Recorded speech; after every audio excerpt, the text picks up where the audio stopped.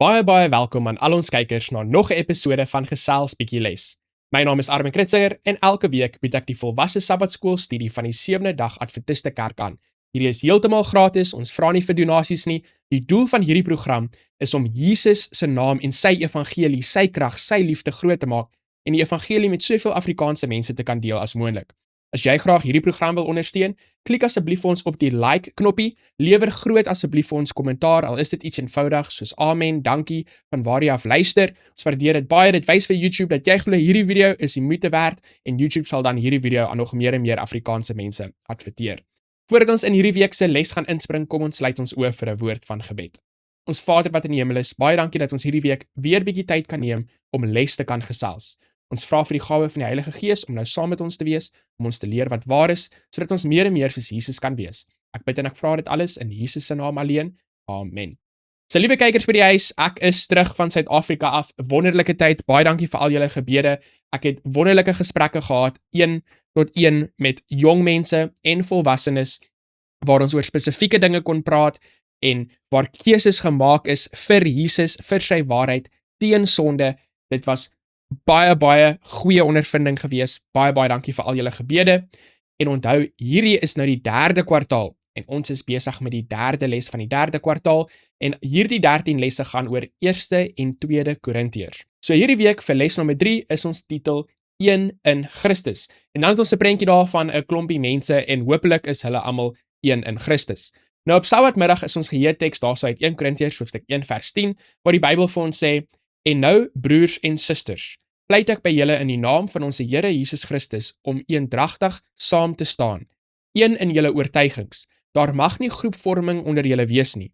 Julle moet van harte saamstem in julle denke en in julle visie." 'n Bietjie later in die les gaan ons presies gesels oor wat dit kan beteken. My Afrikaans is nou nie so goed nie, so toe ek daai woord eendragtig gelees het, dan klink dit amper soos, hulle sê mos diere is dragtig en sulke tipe goeters, maar nee, hierdie week se les gaan oor eenheid, oor samesyn of die eendrag van God se mense. Ek seker jy het al baie preke, baie lesings en baie gesprekke daaroor geluister en ons bid en ons hoop dat hierdie week gaan dit of vir ons herinner aan daardie belangrike dinge wat ons al reeds geleer het en miskien nie toepas nie, of miskien leer ons ietsie nuuts oor hierdie eenheid in Jesus, sodat ons meer en meer soos Jesus kan wees. Nou die les sê daarso vir ons op Sabbatmiddag: enige een wat wilde diere waarneem, weet dat party van hulle in troppe, skole of swerms saam woon. Toe ek nou in Suid-Afrika was dit wonderlik geweest. Ek het baie tyd spandeer, nie net met die kerkse dinge en mense gaan besoek by hulle huise daar rondom Johannesburg en so aan nie, met my familie kon ek tyd spandeer, maar ook baie tyd daarso in die natuur, bietjie vir die diere gaan kyk en soos wat Sabbatmiddag se les hierso vir ons sê, ek kon diere sien in troppe en in skole en in swerms. So met net die grootte van elke spesies in wat varieer, van wolwe tot dolfyne tot swermmiere, groepvorming en saamstaan is wat hulle doen.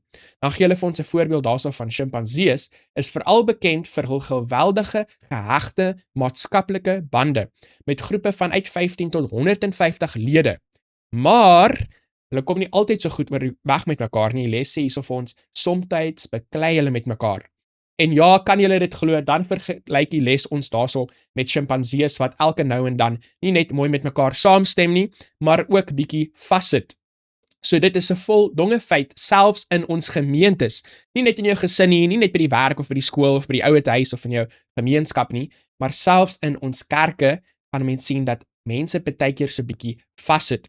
En dan sien ons hierso 'n terme wat die les hierso van praat, wat ons 'n paar keer gaan sien in hierdie week se les, 'n klieke. Of die Engelse mense sê ook mos nou maar basies 'n kliek. So daar's hierdie klieke wat vorm en dikwels is hulle gebaseer rondom een of ander karismatiese leier. En veel erger, die een kliek kom nie met 'n ander oor die weg nie en dan is daar hierdie binnengevegte wat ons sien in die kerke. Hierdie groepie teen daai groepie en hierdie leier teen daai leier en nee, hierdie ene moet die ouderling wees, hierdie een moet die hoofouderling wees, hierdie magstryd as ons dit amper so kan stel.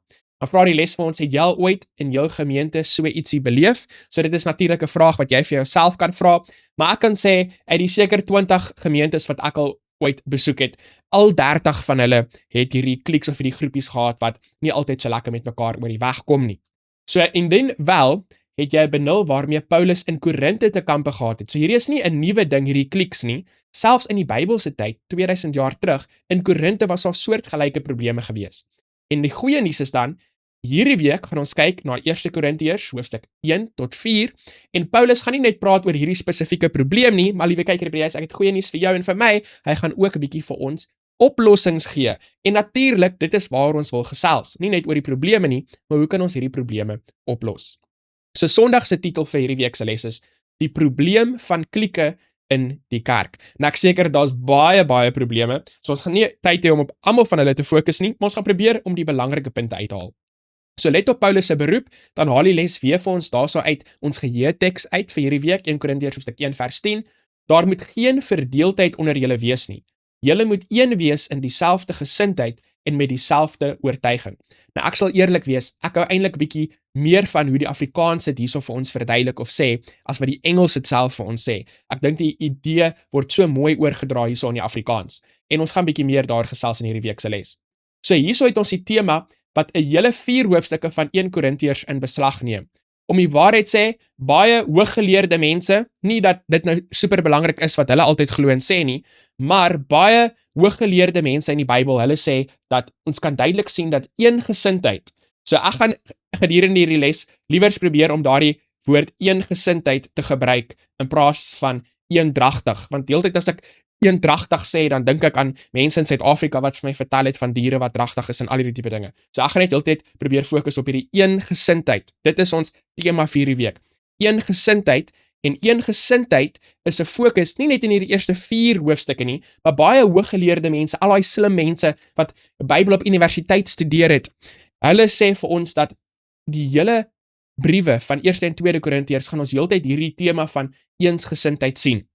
Nou ek glo nie dit is waar net omdat hulle dit so gesê het nie. Ek glo dit is waar want deur my eie lees en studie van 1 en 2 Korintiërs het ek gesien dat hierdie eengesindheid idee is definitief 'n belangrike punt. En dis nie net eintlik in daai 2 briewe nie. Dit voel vir my asof dit 'n punt is wat regtig deur die hele Nuwe Testament deurkom vir alles ons dink aan Jesus se gebed in Johannes hoofstuk 17. So, nou die eerste stukkie wat die les vir ons vra om te lees is 1 Korintiërs hoofstuk 1 vers 12 tot 17. Hoe bring dit tot ons besef die kliekvorming om bepaalde leiers absurd is? Wat is Paulus se oplossing vir die probleem?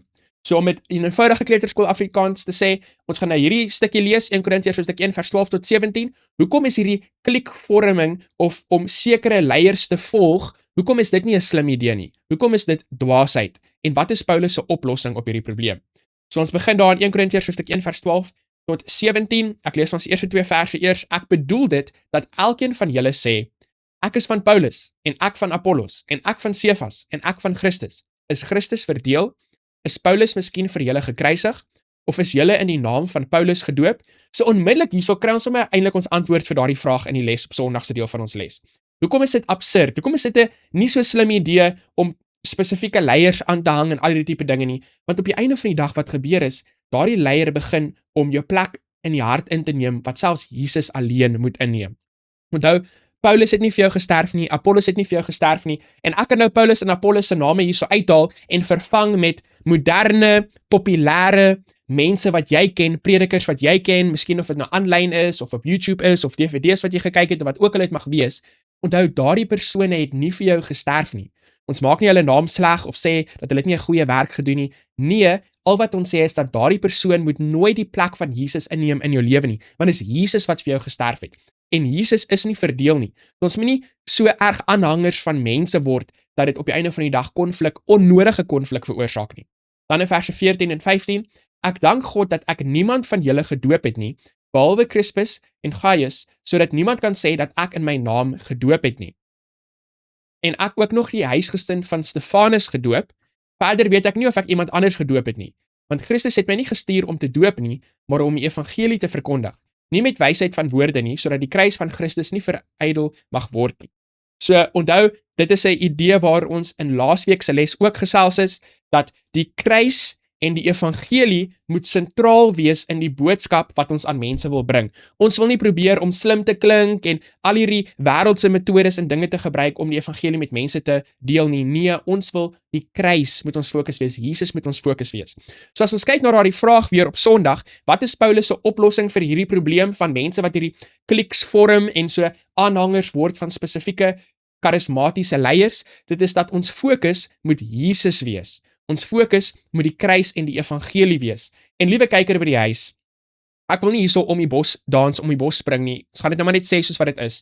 In hierdie week se les gaan ons sien dat die geheim, wat nie eintlik 'n geheim moet wees nie, by eensgesindheid in ons kerk, is dat die fokus moet Jesus en die evangelie wees. Nie klomp ander klein dingetjies nie. En die hartseer ding is dat elke persoon wat fokus op 'n klein dingetjie gaan jou probeer oorreed dat daardie klein dingetjie is 'n groot dingetjie of 'n belangrike dingetjie. Natuurlik, want dis mos nou waarop hulle fokus. So die oplossing om nie mense aan te hang nie, die oplossing vir eengesindheid in ons kerk gaan wees om ons fokus te maak op Jesus. En onthou, ons het nou kwartaal na kwartaal het ons gesê, wat beteken dit dat Jesus jou fokus is? Dit beteken dat die woord jou fokus is. Want volgens Johannes hoofstuk 1 vers 1, Jesus is die woord.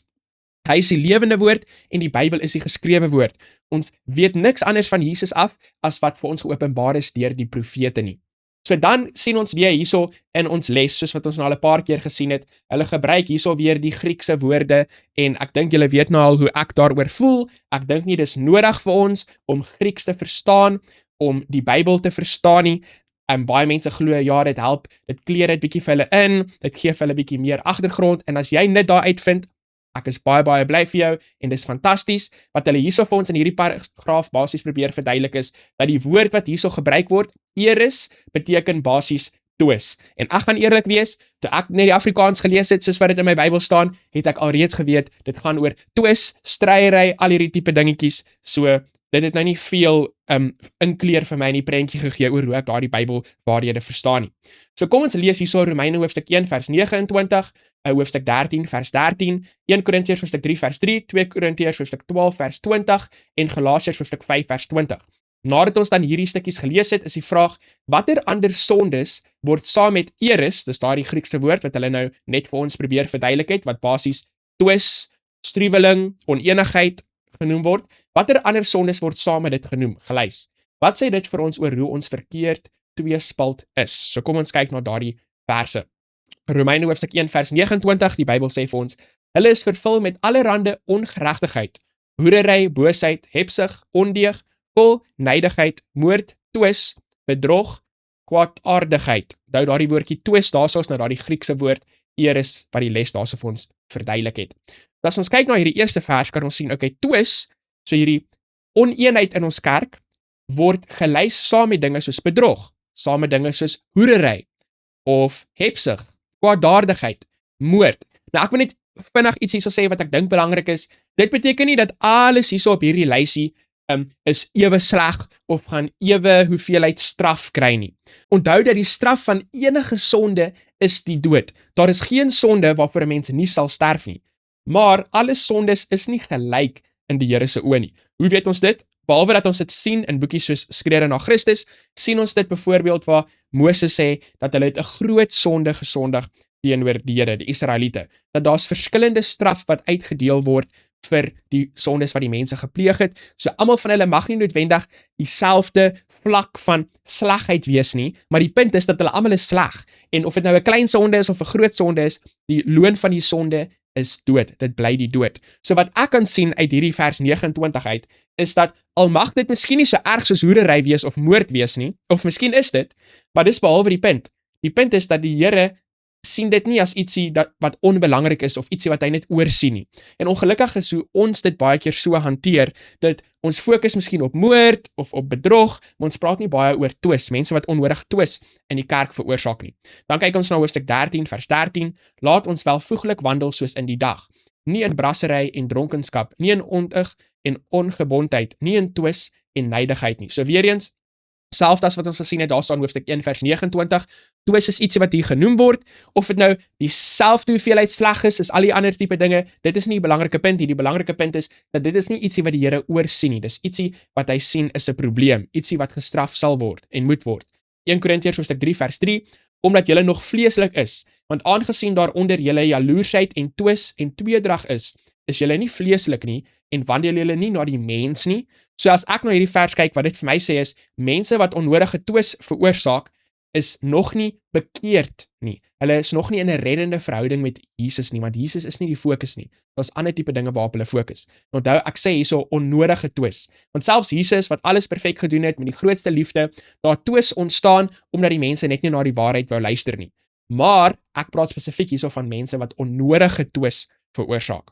Dan 2 Korintiërs hoofstuk 12 vers 20, want ek vrees dat ek julle by my koms miskien nie sal vind soos ek wens nie, en dat ek deur julle gevind sal word soos julle nie wens nie, dat daar miskien sal wees twis, jaloersheid, toornigheid, verdeeldheid, kwaadsprekery, nuusdraery, verwaandheid, wanorddelikheid. So weer eens, twis wat hierso genoem word, daai Griekse woord eris, is ietsie wat nie oorgesien word nie.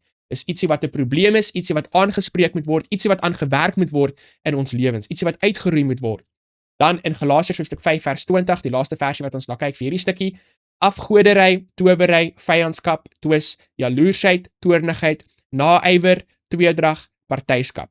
So miskien partykeer hoor jy 'n preek oor afgodery, of miskien hoor jy 'n preek oor towery, miskien nie eers meer in vandag se wêreld nie. Maar ek dink die kans dat jy preke oor al daai tipe dinge gaan hoor, is miskien baie hoër as wat jy 'n preek gaan hoor oor mense wat onnodig twis veroorsaak. So ek sal sê, dit is die hoofgedagte wat ek hierso uit wegneem uit hierdie spesifieke vraag van die les uit is, dat twis, om onnodige twis en oneenheid te veroorsaak, is ietsie wat die Bybel as iets ernstig sien. Ietsie wat aan gewerk moet word, nie ietsie onbelangrik nie. So let op Paulus se rede waarom hy hierdie kwessie oor hofsaake tussen gelowiges aanroer. So wat het basies gebeur? Die gelowiges het mekaar begin roer in die howe, hoe ook al mense dit in Afrikaans sê, van die wêreld. En so selfs die mense in die wêreld was geskok geweest en gesê, hey, kyk, hierdie Christen mense is besig om mekaar te stoei in die regering se howe, wat ook al mense in Afrikaans sê. Hy sê, ek sê dit om julle skaam te laat kry. So erg was die twis, so erg was die oneenheid tussen God se mense gewees. Die probleem van oneenigheid onder lidmate was en is uiters kommerwekkend. Dit het Paulus so benoud gehad dat dit die heel eerste kwessie was wat hy besluit het om in hierdie eerste sendbrief aan die Korintiërs aan te roer. Want dit lyk vir my asof as ons oor ander dinge gaan gesels en aan ander dinge gaan werk, is die eenheid in die kerk ietsie wat baie, baie belangrik is, 'n fondasie waarop ons sal moet bou, sodat ons almal saamloop met Jesus, saam wandel met Jesus, en dan lyk dit asof baie van die ander probleempies hulle self sal uitsorteer. So die les sê dan vir ons, kyk weer daarso na 1 Korintiërs hoofstuk 1 vers 12 tot 27, dit is daai deel wat ons nou net gelees het oor, ek is van Paulus, ek is van Petrus, ek is van Apollos. Bepeins die volgende, klikvorming hou 'n groot gevaar vir kerkeenheid in. Hoe help hierdie skrifgedeelte mens om die erns van die saak te verstaan? Wat kan julle plaaslike gemeente doen ten einde hierdie probleem te vermy? So uit die konteks, daar's uit 1 Korintiërs hoofstuk 1 vers 12 aan, sal ek sê 'n probleem is wanneer mense aanhangers word van 'n spesifieke persoon. Wanneer hulle sê, ek gaan nie myself laat doop behalwe as hierdie persoon my gaan doop nie. Of ek gaan nou net elke Sabbat na die kerk toe gaan waar hierdie persoon gaan preek. En so word ons aanhangers van mense, en wat gebeur dan? As daardie persoon eendag besluit om die kerk te verlaat, of om 'n leerstelling aan te hang, wat nie Bybels is nie, dan lei dit baie mense op die verkeerde pad. So die tweede deel van daardie vraag, aan die einde van Sondag, is dan, wat kan ons plaaslike gemeentes doen, ten einde om hierdie probleem te vermy? Wat kan ons doen? Ons kan seker maak, dat mense se fokus is op Jesus en nie op ander mense nie.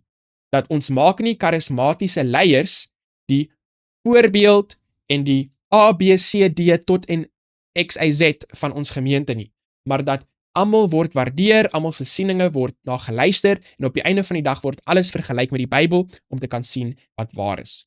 Maandag se titel is Jesus is die middelpunt en dit is nou 'n gedagte wat ons al 'n hele paar keer oor gepraat het sover. So kom ons kyk weer na 1 Korintiërs hoofstuk 1 vers 10, onthou dit is ons geheuevers. Wat dink jy bedoel Paulus met die vermaning, julle moet van harte saamstem in julle denke en in julle visie? Nou ek dink sover, in hierdie Afrikaanse lesboekie, het hulle hierdie 1 Korintiërs hoofstuk 1 vers 10 nou al uit 3 verskillende Afrikaanse vertalings vir ons gegee. As jy 'n bietjie gaan kyk na wat daarso in die hakkie staan, as jy ooit lesboekies het, ek hoor baie mense het nog nie eens hulle lesboekies gekry nie, dan sal julle sien dat hulle haal hierso uit verskillende Afrikaanse vertalings uit. Ons is daar seker al by die derde ene, as ek reg kan onthou. So ek gebruik maar die ou Afrikaanse vertaling gewoonlik, dis nou maar wat ek gewoond aan is. Dit sê so vir ons, maar ek vermaan julle broeders in die naam van ons Here Jesus Christus, om almal eensstemmig te wees en dat daar geen skeuringe onder julle moet wees nie, maar dat julle verenig moet wees in dieselfde gesindheid en in dieselfde mening. So wat dink ek beteken dit? Wel, ek gaan nie nou net iets hierso uit my duim met probeer suig en vir julle sê, hierdie is wat ek dink hy bedoel, of dit is wat ek dink hy bedoel nie, want hoe gaan julle weet wat ek vir julle sê is waar? As ek kyk na wat hy sê in sy geskrifte in die Nuwe Testament, en ek praat hierso van Paulus, dan gebruik hy 'n baie mooi illustrasie wat die les ook hierso van praat, en dit is die illustrasie van die liggaam. In 1 Korintiërs, hoofstuk 12, vers 27, sê hy, julle is die liggaam van Christus, en elkeen individueel 'n ledemaat. So wanneer hy praat oor eenheid in die kerk, en hierdie eendrag, en al hierdie tipe dinge, eengesindheid, is die woord wat ek verkies mos ja, wat hy bedoel, is soos wat 'n liggaam verskillende dele of lede het, soos 'n voet en 'n hand en 'n oor en 'n mond, maar nog steeds moet die liggaam saamwerk, sodat die een voet kan nie wil links gaan en die ander voet kan wil regs gaan nie.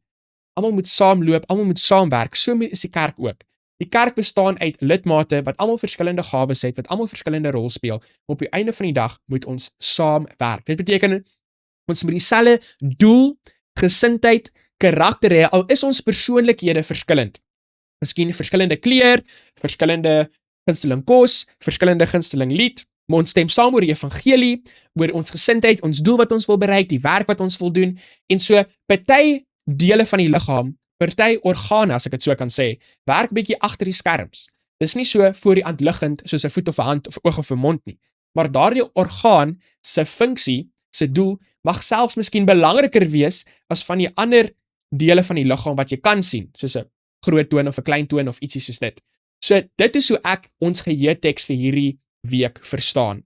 Dat ons as Christene moet eengesind wees deur, al is ons verskillend in ons bydra tot die kerk, ons funksie en ons doel, is ons een in die doel van die kerk, in die missie van die kerk, in die werk van die kerk, in die evangelie van die kerk. En so daar's hierdie baie gewilde sinnetjie wat die mense mos sê, eenheid en nie eendersheid nie. Dit beteken, almal van ons is nie bene nie, almal van ons is nie arms nie, almal van ons is nie oë nie. Ons is verskillend, maar ons kan nog steeds een wees. Daar kan hierdie eensgesindheid wees onder God se mense. So alle idees en opinies is ondergeskik aan ons Heer en Heiland Jesus Christus. Ek wil net hierdie beklemtoon, want dit is verskriklik belangrik. Jy kan nie ietsie glo net omdat hierdie persoon dit gesê het of daardie persoon dit gesê het nie. Op die einde van die dag moet alles getoets word deur die Bybel. So wanneer dit hierso vir ons sê dit is ondergeskik aan Jesus, bedoel dit prakties gesproke dit is ondergeskik aan die Bybel, want dit is waar ons Jesus se woord het. So belangrik is die heerskap van Christus vir Paulus, dat hy in die inleiding van 1 Korintiërs hom herhaaldelik daarop beroep, dat Jesus is nommer 1, hy is die middelpunt. Onthou, dit is die titel van hierdie dag se deel van die les. Voordat Paulus dus die kwessies van klieke en menslike leiers te berde bring, lê hy eers klem op die feit dat alle gelowiges vir Jesus as die Heer en Heiland het. Die kerk draai dus nie om mense wat ons as leiers het nie. Vir die Christen draai alles om Jesus. En ons praat miskien oor hierdie punt en ons gaan vinnig daaroor, maar ek dink dit is regtig een van die belangrikste punte wat uit hierdie week se les uitkom. Is dat ek het al met my eie 2 oogies gesien hoe mense na DVD's van iemand luister of Bybelstudies by iemand kry of preke van iemand luister en dan sluit hulle aan by die kerk, grootliks as gevolg van daai persoon, wat nie noodwendig iets daarmee verkeerd is nie, maar dan word hulle so erg 'n aanhanger van daardie persoon, en dan wanneer daardie persoon die kerk verlaat, of ietsie begin snaak sê, dan glo die mense alles wat daai persoon vir hulle sê, want dit is mos nou die persoon wat my in die kerk ingebring het, en daai persoon gaan nooit verkeerd wees nie, of wat ook al dit mag wees, en ek dink dit is baie hartseer. Dan het ons weer hierso, soos wat die les vir ons doen, hierso gee het weer vir ons hierso die Griekse woord, is eengesind, verenig moet wees, katartizo, wat hier in die vorm katarismenoi gebruik word. Dit dui op die begrip herstel. So hierdie eenheid beteken volgens hierdie verduidelik in die les nou, herstel vir my persoonlik, ek kry nie baie hierso uit nie, so julle kan die video maar net hierso pause, gaan lees hierso die Grieks, miskien het julle 'n wow moment daarso, wat julle ietsie mooi kan insien daarso, maar ek sal fokus hierso op die laaste sinnetjie miskien. Mens doen dit deur een in Christus te wees, in samehorigheid wat outomaties ook die afsterf van die eie ek beteken. So as Jesus die fokus is in ons lewe, dan gaan die afsterf van die eie ek plaasvind. So 'n belangrike punt wat ek wil uitneem uit daardie paragraaf uit is, baie van die twis en onmin en wrywing wat in die kerk plaasvind, is as gevolg van die eie ek. Want ek wil 'n naam vir myself maak, ek wil 'n goeie reputasie hê, ek wil baie volgelinge hê, en ook baie keer gaan dit oor die finansies. So gedurende die afgelope dekades het party dele van die Sewende-dag Adventiste Kerk die klem na Bybelstudie binne klein groepie verband verskuif. Hoe verskil klein groepies van kliks? Hoe waak mens daarteen dat 'n klein groepie in 'n klik ontaard? Nou ek is seker daar's baie verskille tussen 'n klein groepie en tussen 'n klik. En ek hoop, liewe kyker by die huis, dat jy is deel van 'n klein groepie of dat jy miskien 'n klein groepie Bybelstudie groepie kan begin daarso in jou area waar jy woon. So wat is een van die belangrikste verskille tussen 'n klein groepie en 'n klik? 'n Klein groepie is 'n groep wat ander mense verwelkom om aan te sluit, waar elke persoon waardeer word, waar mense hulle opinies kan deel, waar hulle na geluister word, waar dit getoets word volgens die Bybel, en dit is net 'n fantastiese idee. 'n Klik mag miskien ook oop wees vir ander mense om aan te sluit, nie altyd nie, nie noodwendig nie, maar kom ons sê dit is oop vir ander mense om aan te sluit, word almal in hierdie klik, in hierdie groepie, word nie dieselfde waardeer nie. Daar's een persoon of een gesin wie se opinies regtig baie belangrik is, selfs miskien belangriker as wat die Bybel leer of sê oor 'n spesifieke onderwerp. En so almal word nie dieselfde waardeer nie, almal se idees en opinies word miskien nie geluister nie, en so is dit 'n bietjie van 'n eksklusiewe groep as ons dit so kan stel. So hoe kan 'n mens waak daarteen, sodat ons liewers klein groepies kan hê en nie kliks nie, is dat die fokus moet nie op 'n spesifieke persoon of op 'n spesifieke gesin wees nie, maar almal moet geleentheid gegee word om saam te kan studeer, saam te kan praat, en almal moet selfde waardeer word, selfde belangrikheid gesien word in hierdie groepie. So Dinsdag se titel is Wysheid en Volwassenheid. Klikvorming is grootendeels te wyte aan 'n oordrewe agting vir menslike leiers. Kyk daar, dis mos nou net wat ons gesê het daar aan die einde van Maandag se les. So dit lyk my ons antwoord was korrek. Dit hou 'n groot bedreiging vir kerkeenheid en verlede se geestelike gesondheid in. Dit is so omdat verwronge sienings oor die Christelike bediening daartoe kan lei dat 'n kerkgemeente 'n hoër agting vir 'n bepaalde leier het wat uiteindelik tot nadeel van alle ander lidmate is, soos wat ons nou net genoem het daarso aan die einde van Maandag. Hierdie gedrag lei tot 'n kompetisieatmosfeer onder lede. Hierdie persoon moet die hoofouderling wees, nee, daai persoon moet die hoofouderling wees. Hy's nou al vir 85 jaar die hoofouderling. Hoe kan ons nou 'n nuwe hoofouderling hê? Dit bring skeuring in die kerk of in die betrokke gemeente. Party mense wil nie eens meer bydra of betrokke raak in die gemeente nie. Wat meer is, as ons menslike leiers behandel asof hulle die deurslaggewende faktor in ons Christelike identiteit is, loop ons verdere gevaar. Ons maak van mense 'n afgod.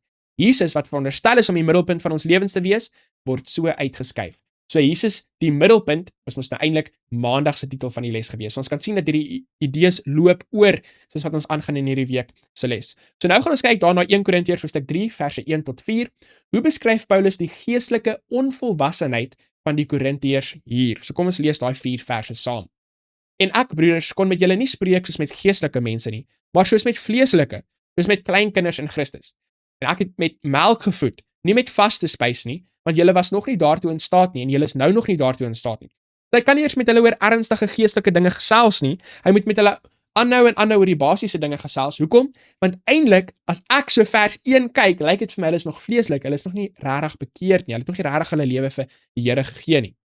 Omdat julle nog vleeslik is, daar kan ons dit weer duidelik sien in vers 3, want aangesien daaronder julle jaloersheid en twis en tweedrag is julle nie vleeslik nie en wanneer julle nie na die mens nie, want as die een sê ek is van Paulus en die ander ek van Apollos, is julle nie vleeslik nie.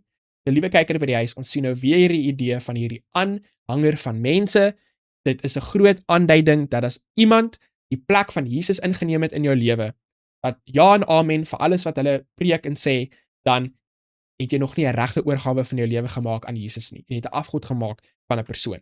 Dan sê die les hierso vir ons, Paulus stel dit onomwonde dat geestelike volwassenheid 'n waardering vir goddelike wysheid by die gelowige aankweek. 'n wysheid wat ons deur die invluisterende Gees ontvang en wat hemelsbreed van die wysheid van hierdie wêreld, dis menslike wysheid, verskil. En ons het mos daarna gekyk in ons eerste 2 lesse vir hierdie kwartaal. Die wysheid van God word geopenbaar in die kruis van Christus, in die besonder in die lyding, dood en opstanding van Christus.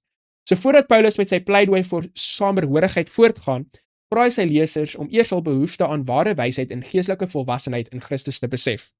So hoe kan ek dit opsom in eenvoudige kleuterskool Afrikaans? As jy nie 'n oorgawe maak van jou lewe, totale oorgawe, nie 50, 51, 99% nie. As jy nie 100% van jou hart gee vir Jesus nie, dan gaan jy nooit ooit in jou wildste drome gaan jy ooit in eenheid kan wees saam met medegelowiges nie. Want as Jesus nie in beheer is van jou lewe nie, dan is dit die eie ek en jy gaan altyd streef vir een of ander idee wat jy wil leer of wat jy wil sê, jy moet 'n naam vir jouself maak, jou reputasie, jou volgelinge, dit gaan altyd gaan oor die eie ek. So die heel eerste stapie, liewe kyker by die huis, as jy in eenheid wil wees saam met die ander medegelowiges, is dit om 'n totale oorgawe te maak van jou lewe aan Jesus Christus. Iemand wat onbekeerd is, kan nie so in eenheid saam met ander medegelowiges werk nie. Inteendeel, hulle gaan die oorsprong of die fondasie wees van die twis en die wrywing en die onmin in die gemeentes. So wyse en volwasse Christene het 'n geestelike en nie 'n vleeslike ingesteldheid nie. Hulle dink aan Jesus se dinge, nie net aan wat kan hulle vir hulle self kry nie. Hulle is nie babietjies nie. Hulle vergelyk geestelike dinge met geestelike dinge. Wyse en volwasse Christene eet vaste kos, hulle drink nie melk nie. Al was die melk nodig vir 'n spesifieke tyd natuurlik. Die gelowige wat nog van melk lewe, kan nie saampraat oor wat reg of verkeerd is nie, want hy is nog 'n kind. Vaste kos is vir groot mense, vir mense wat oor insig beskik en wat deur ervaring geoefen is om tussen goed en kwaad te onderskei. Dit lyk my hierso haal hulle vir ons aan hierso uit Hebreërs hoofstuk 5 vers 13 en 14. So argumente onthalwe noem Paulus 2 leiers se name en sê dat wyse en geestelike volwasse Christene nie sê ek volg hierdie persoon of ek is van hierdie persoon, ons maak hierdie verskillende kampe in die Christen gemeente nie. So hierdie mense is per slot van rekening geensins op 'n hoër vlak as die gewone lidmate nie. Nee, almal is arbeiders saam met God. Ek hou so baie van hierdie laaste paragraaf hierso in Dinsdag. As 'n kerk is ons God se saailand, gebou en tempel. Ons almal behoort aan God deur Christus. Of iemand nou 50 miljoen mense gedoop het, of hulle nou een persoon gedoop het. Onthou Paulus het juist vir ons gesê in daai verse wat ons vroeër gelees het in die les, dat hy so bly hy het nie klomp ander mense gedoop wat hulle nou gaan sê, weet, hierdie ou het my gedoop, so ek is deel van sy kamp nie. Want doop ongelukkig, en ek het dit voorheen ook al gesê, en nou moet ek dit weer sê, doop lyk nie asof dit altyd is wat dit veronderstel is om te wees nie. Dit lyk asof mense beloftes maak om dinge te volg en dinge te glo wat hulle nog nie regtig verstaan nie, en vir my lyk dit net nie na 'n baie slim idee nie, net soos wat jy met iemand Dinsdag ontmoet en jy trou met hulle op Woensdag ook nie soos 'n goeie idee klink nie. Anderste het hulle vir jou goedjies weggesteek of goeders nie vir jou vertel nie, het hulle nog nie goed geken nie. So daar's basiese dinge wat mense mooi en goed moet verstaan voordat hulle beloftes gaan maak om getrou te wees aan 'n persoon vir die res van hulle lewe of om getrou te wees aan God vir die res van hulle lewe. Ons wil nie mense indoen of mense kroek nie. So, het dit al met jou gebeur dat 'n kerksfiguur vir wie jy groot bewondering gehad het, jou vreeslik teleurgestel het? Dink 'n bietjie daaroor na. Watter lesse het jy daaruit geleer? So toe ek hierdie vraag gelees het aan die einde van Dinsdag, moes ek regtig baie mooi daaroor gedink het. Want ek kan eerlikwaar sê dat van 'n baie jong ouderdom af, wanneer ek begin belangstel het in geestelike dinge of kerkdinge, het ek regtig nooit in my hele lewe 'n spesifieke kerksfiguur of 'n rolmodel of wat ook al in so tipe lig gesien dat ek verwag het dat dit onmoontlik vir hulle is om foute te maak of van die pad af te gaan of enigiets soos dit nie. Dit het net nog altyd vir my so duidelik gelyk dat weet Dawid het wonderlike dinge gedoen, maar as hy nie aanhoudend geloof in God se woord beoefen het nie, dan het hy geval en hy het verkeerde dinge gedoen. En ek sien dit met baie mense in die Bybel, ek sien dit met Petrus en so aan. So ek het net nooit hierdie verwagting gehad dat dit is heeltemal onmoontlik dat hierdie persoon ooit enigiets verkeerd sal doen nie. Die enigste persoon oor wie ek so iets dink is natuurlik Jesus. So is daar mense na wie se preke ek al geluister het wat verkeerde dinge gedoen het of geval het of ietsie soos dit? Ja. Was ek baie teleurgesteld geweest? Dit was hartseer geweest want ek hou nie daarvan wanneer mense ietsie doen wat verkeerd is nie, want dit is nie goed vir hulle nie en dit is nie goed vir ander mense nie. Maar was ek teleurgesteld in die sin van nou het dit my geloof aangetas of iets soos dit? Ek kan eerlikwaar sê nee. Nou ek dink die ander mense of almal gaan noodwendig hierdie selfde ervaring as ek hê nie. Ek dink daar's baie van julle wat geluister wat miskien sê nee, maar ons het vreeslik teleurgesteld gevoel en dit het my geloof aangetas of ietsie soos dit. So elkeen van ons kan hierdie vraag vir onsself beantwoord oor ons persoonlike ervarings wat ons al gehad het, maar wat is die lesse wat ons daaruit kan leer, is wat dit daarso vir ons vra aan die einde, en die les wat ons daaruit kan leer, is wat ek probeer verduidelik het van my ervaring, is dat ons moet nooit iemand op so 'n stoeltjie plaas wat ons dink, shoot, dit is onmoontlik dat daai persoon ooit enigiets weer verkeerd gaan doen of enigiets soos dit nie. Ons wandel saam met Jesus, is dag tot dag, keuses wat ons maak, sy wil en nie my wil nie, en gister se oorwinnings gaan nie waarborg dat jy 'n oorwinning vandag gaan hê nie. Jy moet vandag se brood eet vir vandag. Jy moet asemhaal vandag vir vandag. Die asem wat jy gister geskep het, gaan jou nie help vir volgende maand nie. So Woensdag se titel is Lei deur die knegskap van Christus. Verskriklike mooi titel. So kom ons lees daarso 1 Korintiërs hoofstuk 4 verse 1 en 2 en die vraag is dan, wat volgens hierdie gedeelte is 'n gesonde beskouing van menslike leiers?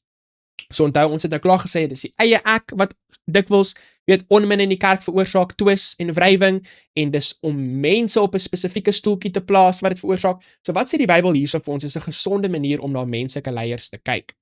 So moet ons dan beskou word as dienaars van Christus en bedienaars van die verborgenhede van God.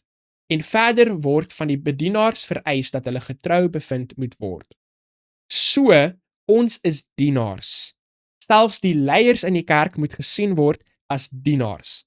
En as ons kyk na leierskap uit 'n diensoogpunt uit, kan dit ons help om 'n gesonde beskouing te hê van ons menslike leiers en om onnodige teleurstelling te voorkom.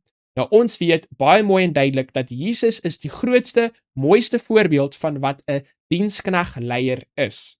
Nou stem dit mooi saam met wat die wêreld vandag sê van leiers? Nie noodwendig nie. Baie van die wêreldse idees oor leiers vandag is dat die dienskneg is daaronder en die baas van die plaas is die hoof en die leier. En so hierdie idee is 'n bietjie heeltemal anders as wat die wêreldse wysheid miskien vir ons gaan sê. En onthou, dis presies wat Korintiërs vir ons geleer het in ons eerste 2 lesse. Nie volgens die wysheid van die wêreld nie, want dis dwaasheid, maar dis volgens die Here se dinge, die Here se metodes. So in 1 Korintiërs hoofstuk 3 vers 1 en 4 sinspeel Paulus daarop dat geestelike onvolwassenheid die oorsaak van klieke is. Voordat hy egter hierdie onderwerp aanroer, verklaar hy eers, ons het die gees van Christus, oftewel die denke van Christus, die gedagte van Christus. Nou waar is 'n beter plek vir ons om te leer wat hierdie beteken as in Filippense hoofstuk 2 verse 5 tot 8. So kom ons lees dit en hoe gaan dit ons help om beter te verstaan wat Paulus daarvan praat, hierdie denke van Christus en hoe dit kan help met eenheid in ons kerk. So in Filippense hoofstuk 2 verse 5 tot 6. So ons gaan lees tot vers 8, dit sê so vir ons, want hierdie gesindheid, dit beteken hierdie denke moet in julle wees wat ook in Christus Jesus was. Hy wat in die gestalte van God was, het dit geen roof geag om aan God gelyk te wees nie. Maar hy het homself ontledig deur die gestalte van 'n dienskneg aan te neem en aan die mense gelyk geword. En in gedaante geword as 'n mens, het hy homself verneder deur gehoorsaam te word tot die dood toe, ja, die dood van die kruis. So Jesus is hierdie voorbeeld van hierdie dienskneg leier en hy selfs gewillig om te sterf vir die mense wat hy dien. Nie net gewillig nie, maar dit is presies wat hy gedoen het. So dan kan ons sien dat wanneer ons hierdie gesindheid het van diens aan ons kerklidmate, gaan dit help vir eenheid in ons kerk. Onthou in Johannes hoofstuk 17 het Jesus gesê, Vader, laat hulle een wees, net soos wat ons een is. So daardie eenheid tussen die Vader en Jesus is daardie eenheid van selfde doel, selfde gesindheid, selfde karakter. En dit is hoe dit moet wees onder die disippels en onder die Here se kerk. So net soos in Korinte bespeer ons ook verdeeldheid en partyskap in die kerke in Filippi. So daar was ook 'n bietjie probleme gewees. Filippi hoofstuk 2 vers 1 tot 8, Filippense toon dat Christus se vorm van knegskap die afsterf van die eie ek en van selfsugtige ambisies beteken. Dat mens net soos Jesus liewers ander eerste stel deur hulle tot seën te wees. En as elkeen van ons net daardie sinnetjie of 2 gevolg het, sal daar klaar baie meer eensgesindheid in ons kerke gewees het. Christus gerigte knegskap is wat Paulus met die sinsnede dienaars van Christus wou tuisbring. Hierdie sinsnede dui daarop dat leiers eintlik Christus se assistente of ondergeskiktes is. Een ding is seker, 'n korrekte beskouing van menslike leiers het die knegskap van Christus as grondslag. En hoe moet ons menslike leiers sien? As dienaars van Christus en dienaars van mense. 'n rentmeester is 'n ander manier om dit te sien. Dis eintlik hoe daardie vers in die Engels dit vir ons sê, hierso in 1 Korintiërs hoofstuk 4 vers 2, dat van 'n rentmeester word daar verwag dat hy getrou sal wees. So ons is hierdie dienaars wat getrou moet wees aan die opdrag wat die Here vir ons gegee het. Want hy het die evangelie vir ons gegee, nie om daarop te sit nie, maar om dit aan ander mense uit te dra, om dit met ander mense te deel. So alles waaroor ons beskik, behoort in elk geval aan Christus. So dit beteken nie, daai persoon is so slim en dis hoekom hulle Bybelwaarheid verstaan nie, net soos wat jy Bybelwaarheid by iemand anders geleer het, net so het hulle heel moontlik ook Bybelwaarheid by iemand anders geleer. So al die Bybelwaarheid en alles wat ons het en alles wat ons is, behoort aan die einde van die dag aan Christus en ons is rentmeesters daarvan en ons moet dit alles gebruik om te dien sy kerk en sy mense. Bepeins die boodskap van Filippense hoofstuk 2 vers 5 tot 8. Hoe begryp mens wat hierdie skrifgedeelte vir ons oor God se selfontkennende liefde sê? Hoe kan ons ook leer om die eie ek af te sterf en op so 'n wyse dat ons in ons eie invloedssfeer sy liefde vir ander kan uitleef? So die eie ek sal afsterf, soos wat ons gesê het, wanneer daar 'n totale oorgawe is van die lewe aan Jesus en wanneer Jesus die fokus word. Dan hoe kan ons God se selfontkennende liefde daarso begryp dat hy het die troon in die hemel en alles daar neergelaat en hy het niks geword sodat hy ons kan dien, vir ons kan sterf, sodat hy vir ons 'n kans kan gee. Nou gelukkig baie keer is die teenoorgestelde waar vir ons. Ons is niks nie, maar ons wil onsself behef en ons wil 'n belangrike posisie hê vir een of ander rede, net soos wat Satan 'n belangriker posisie wou gehad het, is daar dieselfde gesindheid nog baie lewendig in baie mense vandag.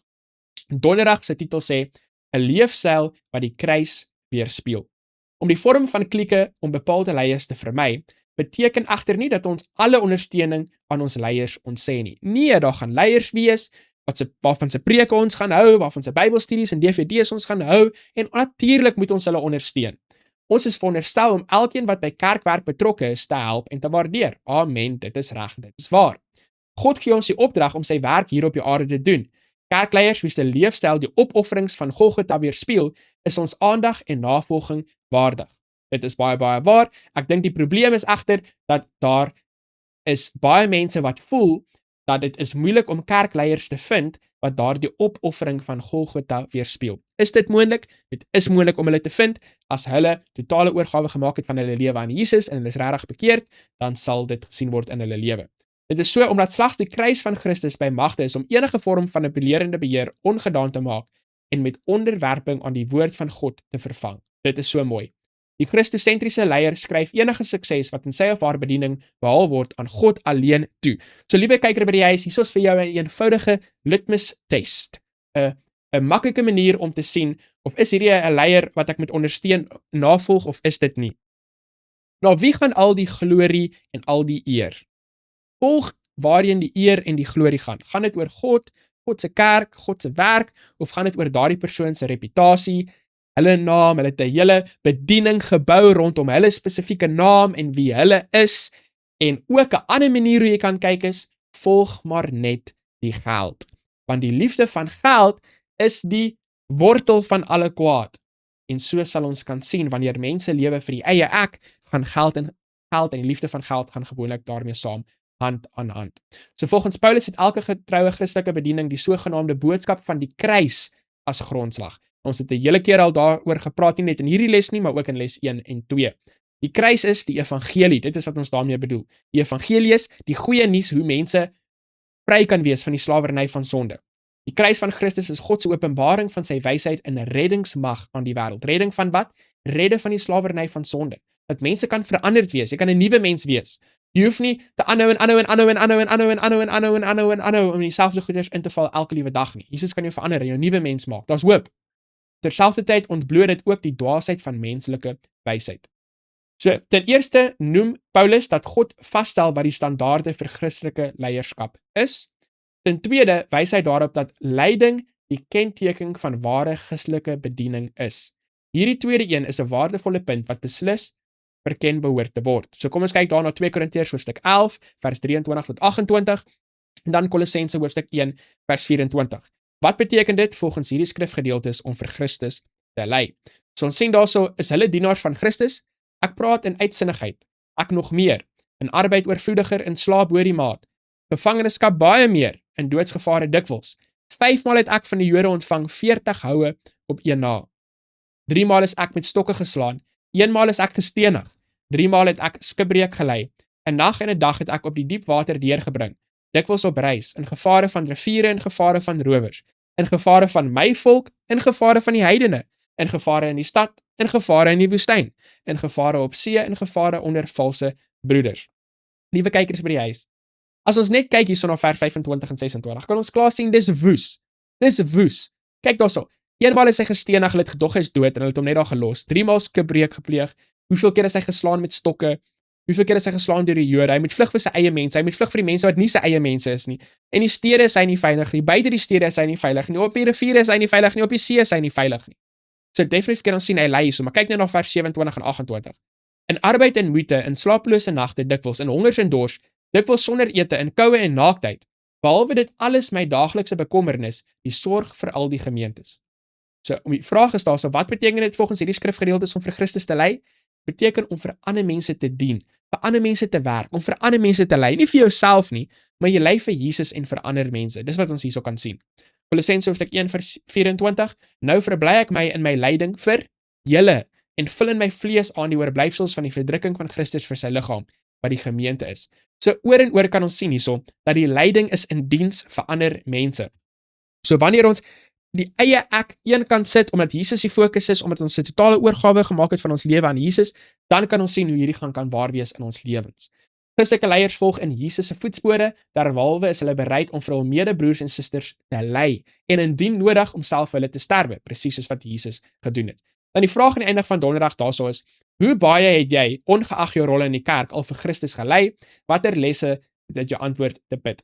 Nou, liewe kyker by die huis, elkeen van ons kan hierdie vraag vir onsself beantwoord. Soos wat ek nou al 'n hele paar keer vir julle gesê het in vorige lesse en vorige kwartale ook, ek hou nie daarvan om in die publiek te praat oor hoeveel ek al vir Christus gelei het of vir die waarheid gelei het of al hierdie tipe dinge nie. Ek wil dit nie laat klink asof die Christelike lewe so swaar en so moeilik is nie, want al daardie dinge wat ek deurgegaan het, was Jesus nog altyd saam met my. Hy het my deurgedra. My lewe vandag is absoluut fantasties. Ek is gelukkig, ek is tevrede, ek het vrede en so ek is net so dankbaar en so ek wil nie deelneem in een of ander kompetisie waar ons nou in die publiek gaan sê ek moes deur hierdie gaan vir Jesus of deur hierdie gaan vir Jesus of dit moes ek lei of dit moes ek opoffer of al hierdie tipe dinge nie. Nie dat ek sê dit verkeerd is nie, maar dit is net nie ietsie wat ek voel ek moet doen nie. As ek persoonlik met iemand praat wat deur 'n moeilike tyd gaan en ek het 'n storie wat ek met hulle kan deel om hulle aan te moedig dat ek al deur ietsie gegaan het, dan sal ek met hulle deel. Ek wil net nie in 'n lokval waar ons begin om mekaar te vergelyk oor wie het nou al die ergste gelei vir Jesus of vir die waarheid of ietsie soos dit nie. Ek voel net ek is baie gelukkig vandag. Die Here was nog altyd saam met my deur die moeilike tye, deur die goeie tye. Hy's baie goed vir my. Alles wat ek moes opgee in my lewe op die einde van die dag was die moeite werd gewees. Hy's getrou, hy's lief vir my en ek is net baie dankbaar vir my Christelike wandel saam met Jesus. So Vrydag haal hierso vir ons bietjie aan, sê vir ons om te lees uit Handelinge van die Apostels. Onthou ek het 'n aanhaling daarso die link in die beskrywing van hierdie video van Handelinge van Apostels wat spesifiek gaan oor Korinte, gaan lees dit asseblief, dit gee vir ons baie mooi agtergrond. So, hier is 2 aanhalings uit Testimonies for the Church wat ek vir ons gaan lees hier op Vrydag. Dit sê hierso vir ons en hierdie eerste paragraaf is een van die beste aanhalings van hierdie hele week se les. Dit sê hierso die eenheid en samehorigheid van God se oorblyfsel kerk, van die wat by die Bybelse leer hou, bring die wêreld op 'n kragtige wyse tot die besef dat hulle die waarheid het, dat hulle God se uitverkore volk en persoonlike eiendom is. Hierdie eenheid en eensgesindheid verboureer die vyand en hy is vasbeslote om 'n einde aan die se bestaan te bring. Dit is die heilige waarheid, oftewel die waarheid wat aan julle bekend gemaak is, wat van harte geglo en as voorbeeld uitgeleef word, wat God se volk verenig en wat 'n kragtige indruk op die wêreld maak. So wat gaan God se volk verenig en 'n indruk in die wêreld maak? As 2 dinge. Dit sê so vir ons, dit is om die heilige waarheid, of soos die Engelse mense sal sê, the present truth, dis om die present truth of die heilige waarheid in jou hart te glo, met jou hele hart te glo en dan 'n voorbeeld uit te leef. Dit is die 2 dinge. Glo die waarheid, glo die evangelie van Jesus, die ware evangelie en leef dit uit. Dit is wat die kerk gaan verenig. Dit is wat 'n kragtige indruk gaan maak op die wêreld.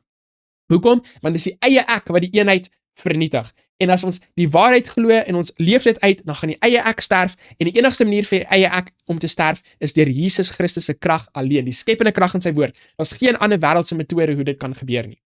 God lei sy kinders as volk uit geestelike Egipte. Gegrondves in die ewige waarheid begeer hy dat ons sal een wees. Christus het homself aan die wêreld gegee om vir homself 'n volk as 'n eiendom te reinig, ywerig in goeie werke. Hierdie verfyningsproses het in doel om die kerk van alle ongeregtigheid en van verdeeldheid en kopstampery te suiwer, sodat ons kan opbou in plaas van afbreek. Ook dat ons al ons aandag op die groot werk wat voor ons is, kan vestig. God het 'n doel dat al sy kinders in die geloof verenig moet word. Die gebed wat Jesus reg voor sy kruisiging gebid het, was dat sy disippels een moet wees, net soos hy en die Vader een is, sodat die wêreld kan glo dat die Vader hom gestuur het. Hierdie hartroerende en wonderlike gebed vind weerklank in elke eeu, selfs in ons sin. Jesus sê, ek bid egter nie net vir hulle nie, maar ook vir die wat deur hulle woorde tot geloof in my sal kom. Dit is verskriklik mooi. En baie keer dan dink ons, hoe gaan daar ooit geen verdeeldheid of kopstampery in ons kerk wees nie? Dieselfde een wat gebore is deur 'n maagd, wat op water geloop het, wat die visse en die broodjies vermeerder het, wat die blinde man laat sien het, hy is in die besigheid van onmoonlike dinge doen. Hy kan dit doen. Ons werk is net om 'n totale oorgawe van ons lewe aan hom te maak, 100%. So ons het 3 besprekingsvrae hier op Vrydag. Die eerste een is, teen die einde van Jesus se aardse bediening, bid hy vir eenheid onder sy disippels, dat hulle almal een mag wees, sodat die wêreld kan glo dat U my gestuur het. Waarom is eensgesindheid in Christus so 'n kragtige argument in gunste van die waarheid, dat God sy seun gestuur het om die wêreld van sonde te red? Hiermee saam kom die vraag ook, waarom is 'n gebrek aan eendrag so 'n geweldige struikelblok in die kerk se wêreldsending? So die rede hoekom 'n gebrek aan eendrag die struikelblok is want die eie ek regeer in die wêreld, en as dit in die Christelike kerk regeer, dan sien die mense in die wêreld dat daar's niks anders of verskillend van die mense in die kerk en die mense in die wêreld nie. Nou wanneer die eie ek eenkant gesit word en Jesus die fokus is, en die enigste manier hoe dit kan gebeur is deur die skepende krag in God se woord, wanneer ons geloof sit in hom en ons maak 'n totale oorgawe van ons lewe aan Jesus, dan kan dit gebeur en dis ietsie wat die wêreld nie kan doen nie, en so gaan hulle dan kan sien dat daar's ietsie anders. Want die wêreldse mense gaan altyd stry en beklei, want dit gaan oor die eie ek en reputasie en die liefde van geld en om 'n naam vir myself te maak en om hoeveel volgelinge ek kan hê, maar vir Christelike mense wat Jesus eerste maak in hulle lewe, dit gaan nie oor die eie ek nie, dit gaan nie oor die liefde van geld of oor al hierdie ander tipe dinge nie, so die wêreld gaan kan sien, dis 'n kragtige argument, want hulle is verlos van selfsug. Lees 1 Korintiërs hoofstuk 4 vers 9 tot 13. Let veral op die wyse waarop die apostels in hierdie skrifgedeeltes uitgebeeld word. Hoe verskil dit van die leierskap-eienskappe wat die wêreld as waardevol beskou? Wat sê dit vir ons oor hoe hemelsbreed God se standaarde en die wêreldsin van mekaar verskil? So kom ons kyk wat dit vir ons sê. Want dit lyk vir my dat God ons apostels die laaste plek aangewys het as tot die dood veroordeel. Want ons het 'n skouspel geword vir die wêreld, vir die engele sowel as vir die mense. Ons is dwaas ter wille van Christus, maar julle is verstandig in Christus. Ons is swak, maar julle is sterk. Julle is in aansien, maar ons in oneer. Tot op hierdie uur ly ons honger en dors, is ons naak en word geslaan, en swerwe ons rond en soeg ons deur met ons eie hande te werk. Word ons uitgeskel, ons seën, word ons vervolg, ons verdra dit. Word ons belaster, ons troos, soos uitvaagsels van die wêreld het ons geword, die afskraapsel van almal tot nou toe. So hoe verskil dit van die wêreld? Wel, in die wêreld is die leier 'n bekende persoon, beroemde persoon, almal hou van hierdie persoon, hoe ook al dit mag wees, 'n mooi huis, 'n mooi kar, dit gaan goed met hulle, lekker geld, al hierdie tipe dinge. Maar in die Christenkerk onder die apostels, hier het ons gesien, hulle sukkel. Dinge gaan moeilik in terme van die wêreld se oogpunt en al hierdie tipe dinge. Maar wat is die belangrike kenmerk? Wat Jesus sien in 'n leier, is om ander mense te dien. Nie om te probeer om 'n naam vir jouself te maak nie, maar om Jesus se naam groot te maak. Sy naam is die fokus. Dan kyk ons na nommer 3 in 1 Korintiërs 4 vers 16. Doen Paulus 'n beroep op die Korintiërs om sy voorbeeld te volg. Is jy bereid om menslike leiers se voorbeeld te volg? Is daar moontlik 'n verskil tussen die doodgewone navolging van 'n leier en om dit op 'n oormatige en selfs roekelose wyse te doen?